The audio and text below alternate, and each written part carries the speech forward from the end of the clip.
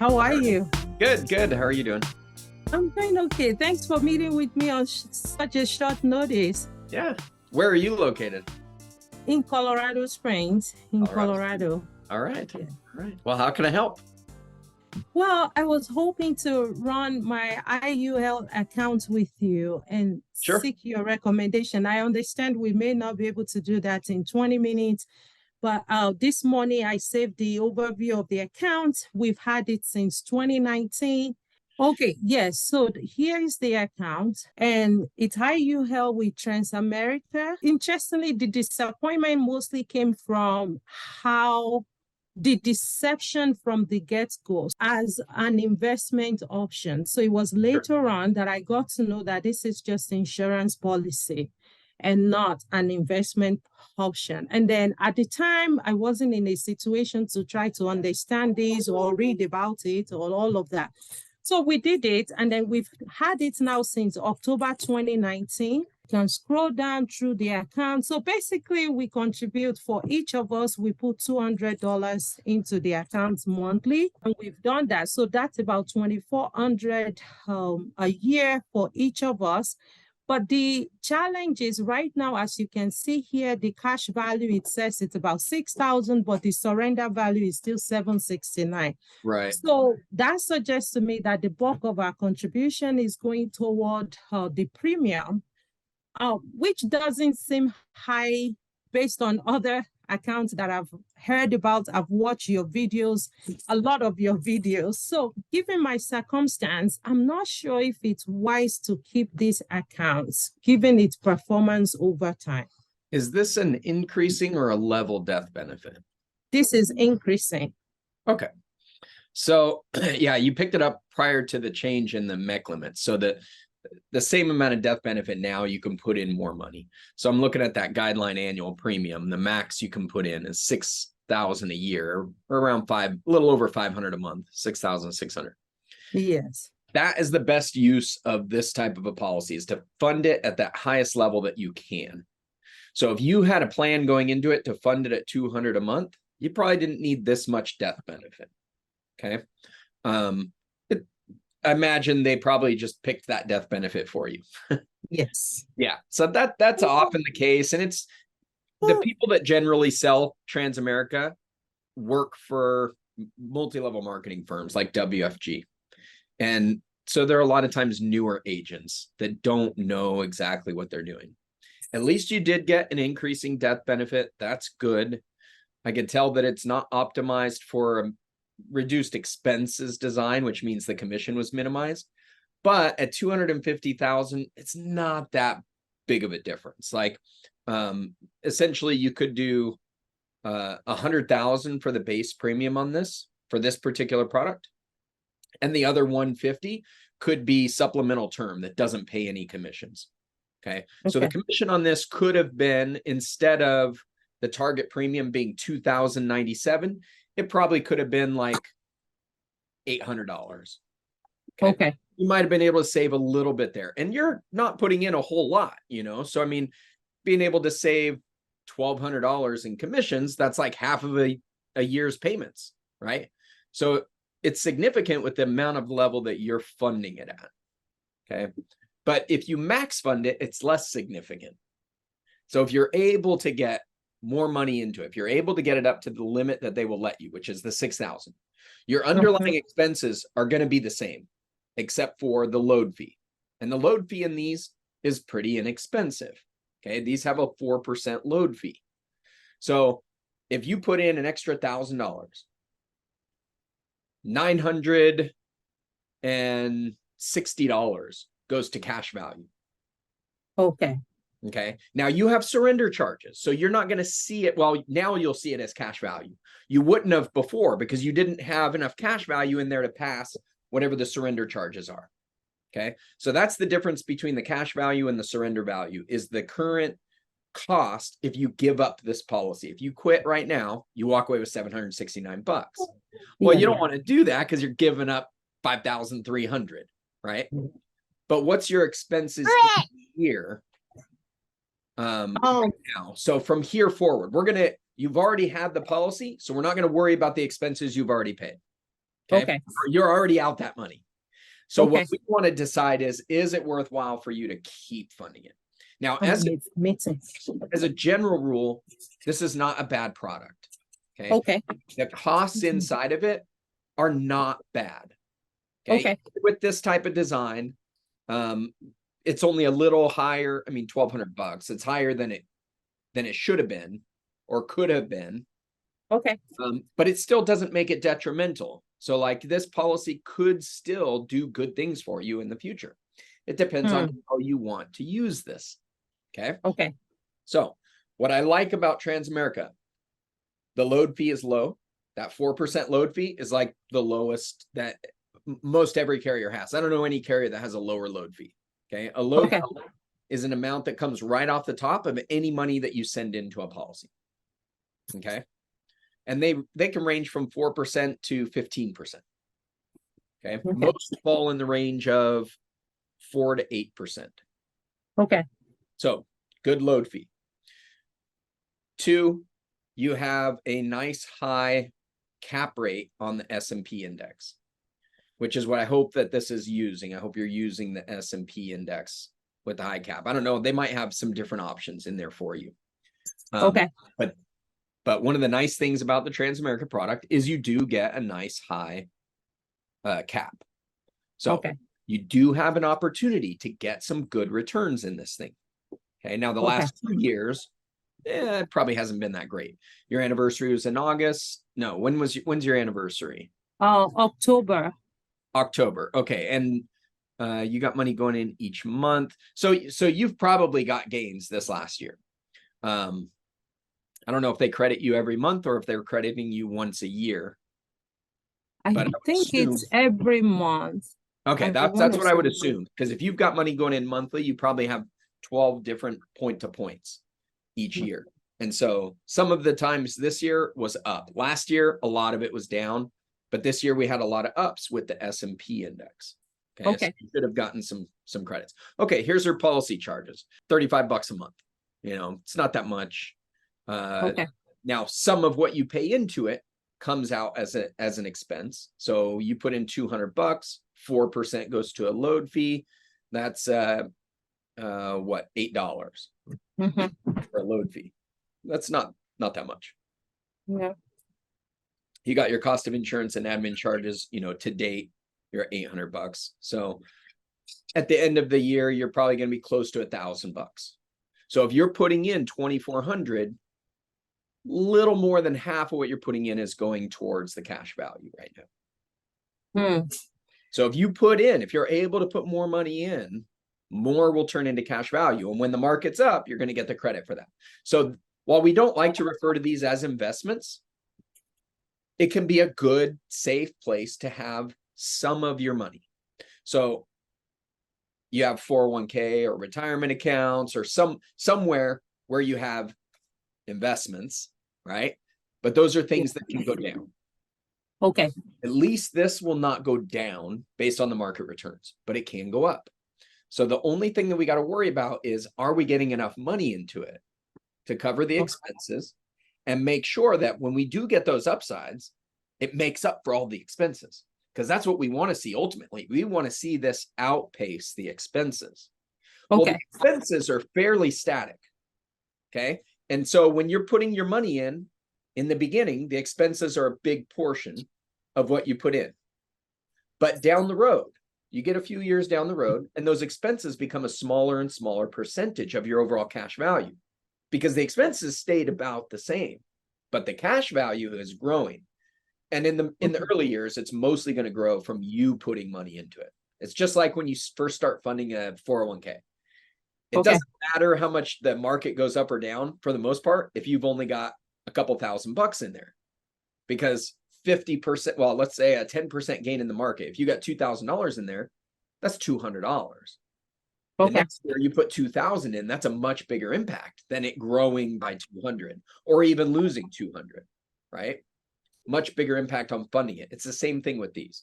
Much bigger impact in these early years than it is with the actual performance.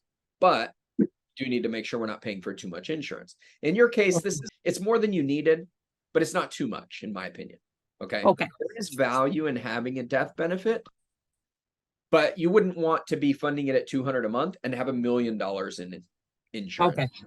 Because Okay. that $1 million might cost you $2,000 a year. It might take up everything you're planning on putting into it, leaving you with almost no chance for it to grow. Okay. So the main thing to understand about these is what is the best opportunity for this to succeed for how you plan to use it. And if you're looking at it as a place to store some money, get some upside, when the market is down, you're not going to lose. What is the proper ratio for how much you want to fund this and how much you want to fund towards other investments that potentially can lose money? I'm not trying to scare you from doing other investments when I say that. It's just the reality. So when we think about the proper ratio for investing, we want to have some of our money going to savings, right? We have our emergency fund somewhere because we know it's not going down, right? It's going to be there if we need it. That's what I look at these for. Like, this is the good place to store that emergency fund. And if you're getting that money in above and beyond the expenses, like you're already covering the expenses with what you have in here now. Okay. So you have some space left over for the last few years that you haven't funded this at. You can catch up on all of that MEC space. So if you've been putting in 2,400 a year, you've got about 4,000 each year extra. So you could dump in 16,000 right now into this policy. If you dump 16,000 into this policy, let's say you have your emergency fund in your savings account. That's basically earning nothing. You take that, you dump it into here. You give up 4% because of that load fee. But that's the only thing that it gives up. That's the only expense that you should see come out of that when you dump that 16,000 in there. So instead of having 16,000 in savings, you got 15,360 inside here, with the potential to grow. So if you gain, let's say the S&P makes a recovery this next year, we're not even going to hit the cap. We just get 10%. Well, I mean, you got 15,000 in cash value from that. That's $1,500 in gains. That made up for the 640 load fee. And it's going to help make up for the expenses that the rest of the policies incurring. And if you get zero, well, you have a 0.75% floor on this thing. Right? You're always going to get that 0.75 no matter what. Okay. Well, that's almost 1%. 1% of 1,500 is $150. The main thing is like, you're not in a bad situation with this. I know it's disappointing to have paid in for a few years and only see $700 in there. That's the downside of, I should say, high commission design. In general, this policy is not a very high cost policy. Okay. Except for what paid out in commissions, which we could have saved you some, but that's neither here nor there at this point. When you have a lower commission, the surrender charges are lower. So you would see more cash value that you have access to in that situation. You'd have access to more cash sooner, right? Okay. Yeah. Not really a big deal here if you're not looking to access it. So that's where it also comes in. What is your plan? What do you plan to do with this? Now, the reason I don't really sell Transamerica, even though it's a low cost design, I can do really good designs with it, is I don't like their loan options compared to other IULs. And I plan to access my cash value regularly. Okay? You're funding this at a level that maybe you don't need to access those cash values. You can if you want to. Okay. Yeah. But if you do, the only thing they offer is a wash loan. Other IULs, and this is why I mostly sell other IULs, have a participating index loan. A participating index loan allows us to borrow without impacting the growth. Now, you are going to impact the growth if you borrow from here, okay? Instead of whatever the index grows at, you're going to get a credit of 2%, okay? But you're going to pay 2.9% or 3.9 or something like that, right? You're going to pay more than whatever you get a credit for, but you're going to get some credit. So in general, it's worthwhile to utilize it if you need it. If you need access to those funds, don't be afraid to borrow from here if it's a temporary loan. Okay. You borrow, you pay it back, money's back in there, it can grow at whatever the index grows at. Okay. Okay. What you don't want to do with a Transamerica policy is constantly borrow all of it out. I see. Because then you're just paying for insurance and you're paying for a cost to access those funds. and it's limiting the growth inside of it. Okay. Not really that great if you're borrowing almost everything out. And a lot of my clients like to borrow almost everything out to go do investments. Okay? If you're not doing that, I don't have any problem with this policy, with the Transamerica IUL in general. Okay. As long as most of the time your money is in here, not being borrowed out, because it can grow at the cap rate. Right? That's what we want to see. We want to see this grow at the cap rate. So is that helpful? It is helpful. And I mean, one of the questions we've had for the agents, you actually answered and they could not. And that is, if we put in more money than the $200 each month, what proportion of that will go into the cash value? And they did not know. So I'm really grateful you addressed that. 96%. Yeah, they didn't know. They couldn't tell us anything. And then the second question I have is, people scare us away from this product, IUL in general, because one of the things they say is the premium goes up as you get older. Correct. So it's not the premium that goes up. So we just want to make sure we're talking about the right thing. There's the cost of insurance. That is not the same as your premium. Your premium is what you pay into it. That's what the premium is. And IULs are flexible. You don't have to pay money into it if you don't want to, as long as there's cash value in there to cover the cost of the insurance. Now, the cost of the insurance goes up every year as you get older. Okay. But it doesn't really get expensive until you get to like 70 and 80 and 90 years old.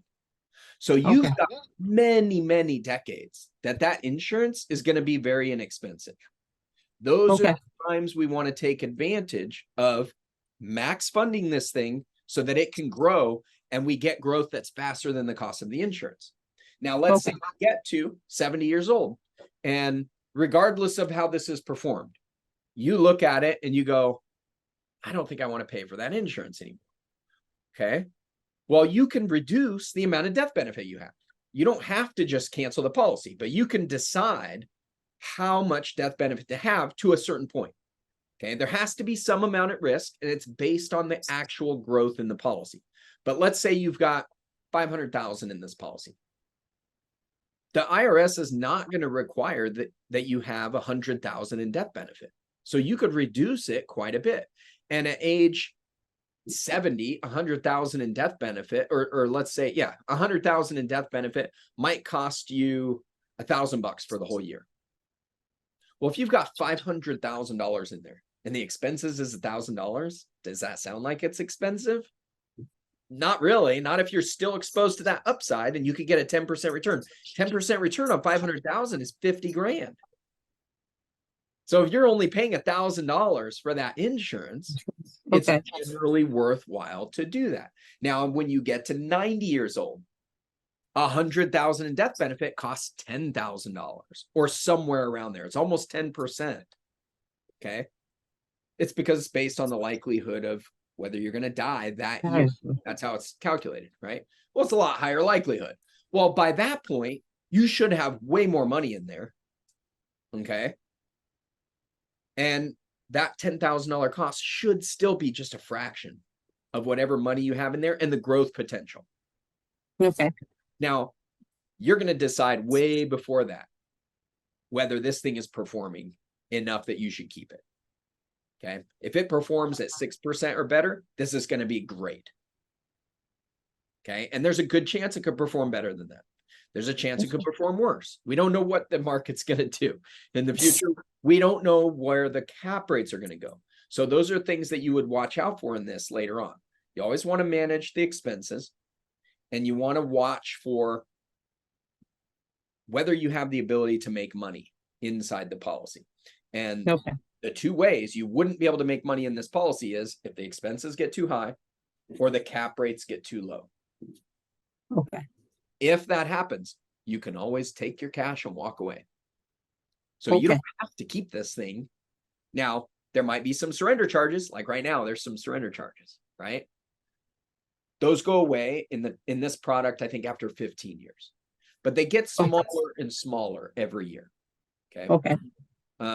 So it's something to look forward to. In general, these are long-term investments. So don't, I mean, it's good that you're 4 years into it right now and we're talking about it. Like, I mean, if we had talked at year 2, this would have seemed like really bad. Okay. Now maybe you would have funded it a little bit higher sooner, maybe. But if you threw extra money into it, let's say 2 years ago, if you threw extra money into it, you didn't have enough cash value in there. And so if you were to throw an extra $1,000 in 2 years ago, you wouldn't have seen any more cash value because you didn't have enough cash in there to get past the surrender charge. So the surrender value still would have been 0. Your actual cash value would have gone up by $940. But the impact of that is hard for you to notice it when you're like, my surrender value didn't move, right? So it's really hard to get aggressive and throw extra money in this if like you don't have any access to it, because if you were to cancel the policy, they get to keep it all. Yes. It's a lot easier, and it'll be easier now moving forward because you're past that surrender value.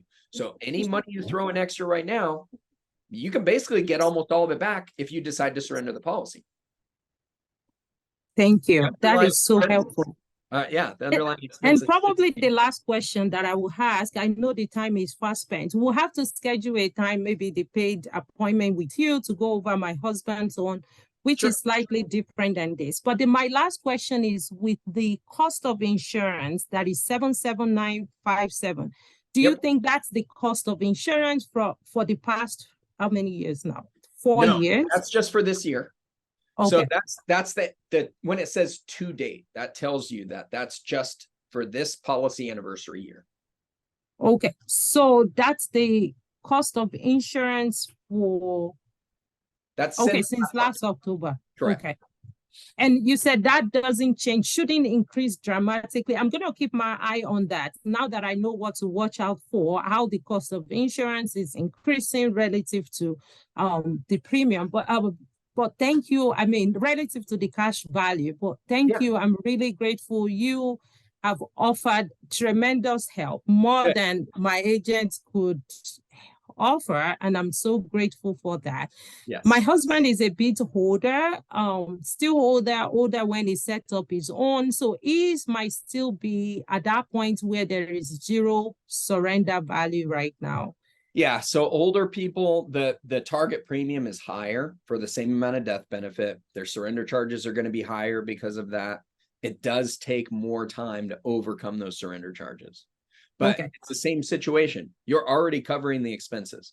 So anything extra that you can put into this policy, almost all of it's going to go to cash value. Okay.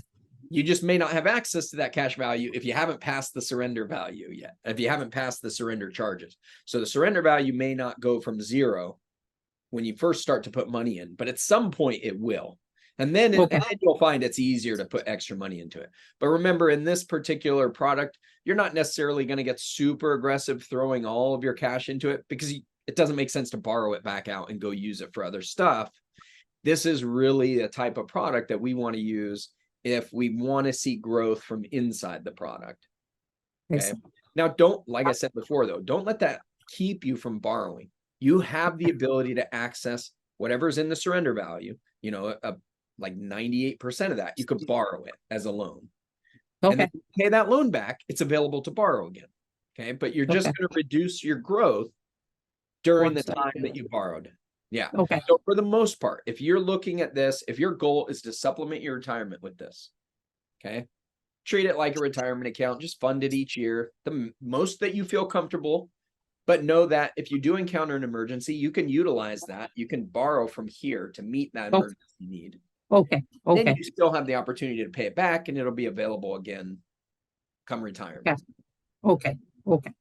And in the future, should anything happen, one of the other things is the fear that should anything happen to you, you could lose all of your cash value because that would be used to fund the policy. But you said at any time you can close the accounts in the future if you see you can't fund it any further and just take out your cash value and walk away. Correct. So after 15 years, you're going to see that cash value and the surrender value will match. Okay. That surrender value is what you could walk away with anytime you want. Okay. There could be tax consequences though, if you have gains. Okay. Gains get taxed as income. Okay. It's not that big of a deal. I mean, if you have an emergency or if this is just so bad, you're like, I got to get out of it. You walk away with that surrender value. You always have that option. So you don't have to take a loan. You could do withdrawals if you wanted to just do a withdrawal. Okay. Now, in general, if you've been throwing enough money into this and you've already made up the cost of that load fee, cool. I mean, you could just do a withdrawal. You made money on it during the time that you were in it, right? You may not be withdrawing more than your basis. Your basis is how much you've paid into it, right? Okay.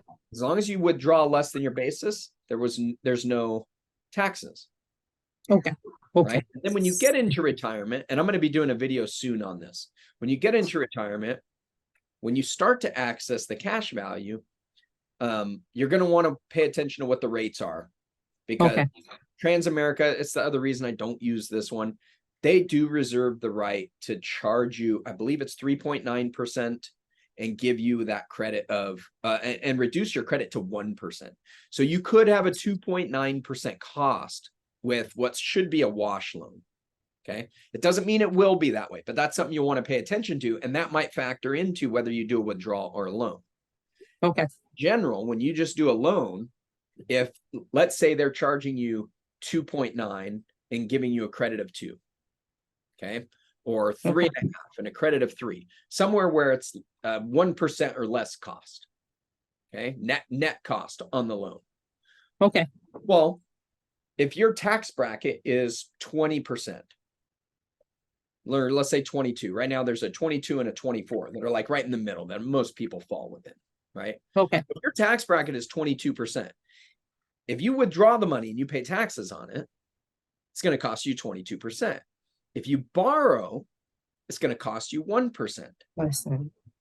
It doesn't equal the taxes for 22 years. I see. So if you start in retirement at 65 to start borrowing from it, that puts you at 87 years old before you would have been better off doing withdrawal. Okay. Well, in general, at retirement, we're gonna withdraw first up to our basis. Okay. That might give you a few years of income, and then let's say by age 70, now you start the loans rather than pay taxes. Well, now you've got till 92. Before that first year's payment, it would have been better off to do a withdrawal as opposed to pay the tax. Well, the next year gives you until 93, and the next year until 94, and the next year until 95. So it makes more and more sense. Even if there's a net cost to borrow, it still makes sense to borrow as opposed to do a withdrawal, depending on the underlying cost of insurance and how much cash value you have in there in total, right? So all those have to make sense working together. Hope you found value in today's video. If you'd like to find out more about IUL and whole life, check out these videos right over here, and we'll see you next time. Now go maximize your cash flow.